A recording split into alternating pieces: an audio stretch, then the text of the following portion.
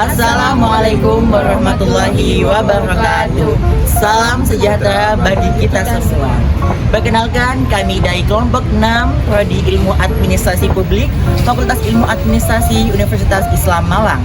Dan di sini kami akan menjelaskan materi dari buku pengantar ilmu administrasi publik dengan dosen pengampu Ibu Dr. Nurul Umiati MAP. Sebelum itu, perkenalkan, nama saya Muhammad Hafid Fathur Razi, NPM 223 010 91083, dan rekan saya. Perkenalkan, nama saya Rafli Mahalum, NPM 22 3090 91069. Dan rekan saya. Dan perkenalkan, nama saya Nelsia Tomaje Toletina Mendoza Simuens dengan MPM 2230 10 91089. Baik, selamat menyaksikan. Di sini saya akan menjelaskan evolusi administrasi negara modern. Dilihat dari latar belakang sejarahnya administrasi negara modern memang sudah tua. Akan tetapi administrasi negara yang modern baru lahir pada akhir abad ke-19 atau awal abad ke-20. Pembahasan mengenai evolusi administrasi negara modern nampaknya perlu dibagi-bagi dalam satu periode, yaitu Robert Pertus mengajukan satu periodisasi yang terdiri dari pendekatan institusional, struktural, dan behavioral. Selanjutnya saya akan menjelaskan pendekatan behavioral. Pendekatan behavioral dalam administrasi negara dapat didekati dengan dua cara, yaitu pertama dan kedua. Yang pertama, dengan menerima paham bahwa behaviorisme muncul sebagai arti ilmiahnya administrasi negara dapat ditingkatkan.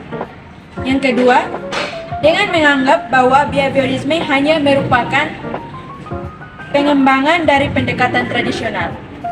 Selanjutnya saya akan menjelaskan pendekatan pembuatan keputusan.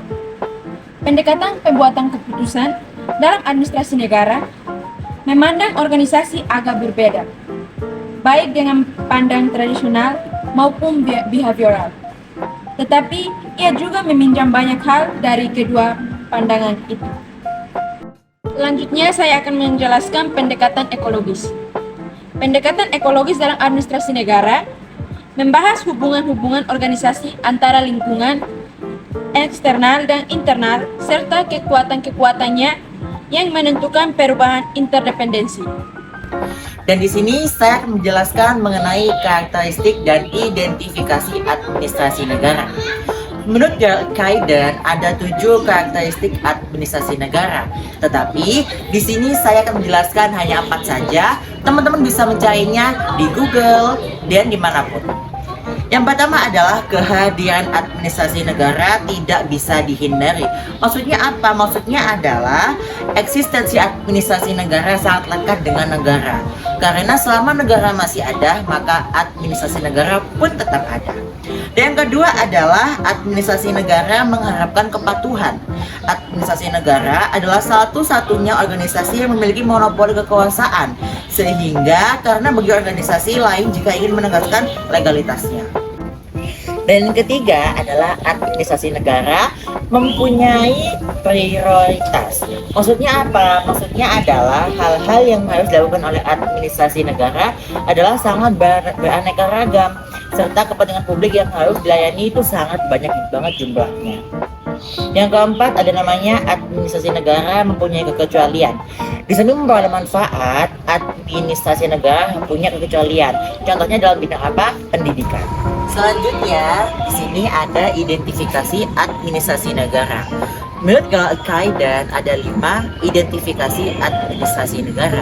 Yang pertama adalah identifikasi administrasi pemerintah. Jadi identifikasi ini itu bermaksud untuk mencoba menggali administrasi negara dari aktivitas yang dilakukan. Dan yang kedua adalah identifikasi organisasi publik. Jadi, yang dimaksud dengan organisasi publik adalah lembaga yang diciptakan melalui hukum, dibiayai oleh negara, dan staf yang merupakan pejabat pemerintahan. Dan yang ketiga ada namanya identifikasi orientasi sikap administrasi. Jadi administrasi negara terutama pada pengambilan keputusan harus mempunyai pandangan publik atau pandangan ke masa depan. Dan yang keempat ada namanya identifikasi proses yang bersifat khusus.